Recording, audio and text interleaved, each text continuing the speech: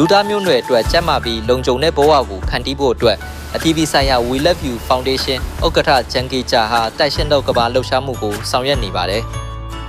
။သူဟာအမိုက်ကောက်ခြင်းတစ်ပင်စိုက်ပျိုးခြင်းတဲခဏရမဖြစ်အောင်ကာကွယ်ခြင်းပတ်ဝန်းကျင်ထိန်းသိမ်းရေးကမ်ပိန်းတွေနဲ့နီနိုဖလဲပွဲတွေလိုမျိုးတဘာဝပတ်ဝန်းကျင်ဆိုင်ရာလှုပ်ရှားမှုအမျိုးမျိုးကိုလှုပ်ဆောင်ပါတယ်။အဲ့ဒီလှုပ်ဆောင်မှုတွေတဲကတစ်ခုကတော့ဂေဟစနစ်ကိုကာကွယ်ဖို့အတွက်အန္တရာယ်ရှိတဲ့အပင်တွေကိုဖယ်ရှားပစ်ခြင်းပဲဖြစ်ပါတယ်။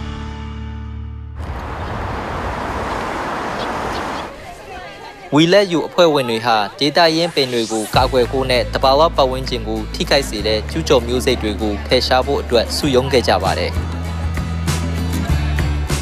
저수호활동에 보면 이해식물이라고 있습니다. 이해식물이 뭐냐면 토종식물을 이해를 가한다거나 성장을 저해시킨다거나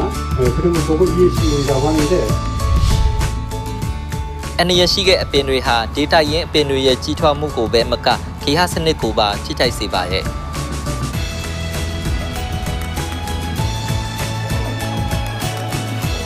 အဖွဲ့ဝင်2000ကျော်ဟာမြေကမ်းပေးကမြက်ခင်းတွေနဲ့လမ်းဘေးတစ်လျှောက်မှာပြန့်နှံ့နေတဲ့အန္တရာယ်ရှိတဲ့အပင်တွေကိုဖယ်ရှားဖို့အတွက်အဖွဲ့တွေခွဲလိုက်ကြပါတယ်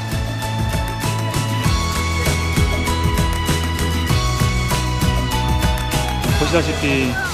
이곳에 보시면 이런 유해식물들이 굉장히 많이 있습니다.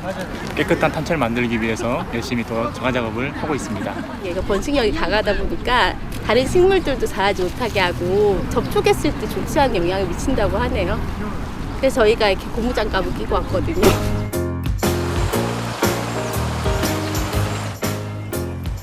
။နေရာအောက်မှာလည်းအဖွဲ့ဝင်တွေဟာနေရာတိုင်းမှာအန္တရာယ်ရှိတဲ့အပင်တွေကိုရှာဖွေပြီးနှုတ်ယူနေကြပါတယ်။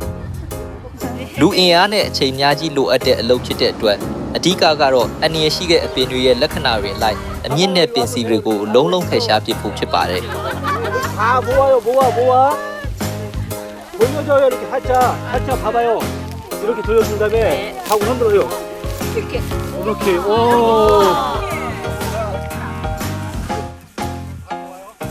တဘာဝပတ်ဝန်းကျင်တန်ရှင်းရေးဟာတဘာဝကိုချစ်မြတ်နိုးပြီးအတူတကွနေထိုင်ခြင်းရဲ့တန်ဖိုးကိုနားလည်ဖို့အတွက်အဖိုးတန်တဲ့အချိန်ဖြစ်လာခဲ့ပါတယ်။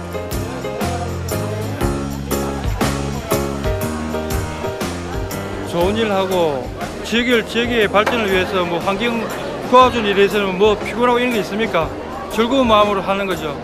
이렇게 풀을 제거하니까 여러 명이 모여가지고 이렇게 좋은 일을 한다고 하니까 너무 보람이 있는 것 같습니다. 깨끗하고 이제 살기 좋은 동네가 됐습니다. 너무 재미있습니다.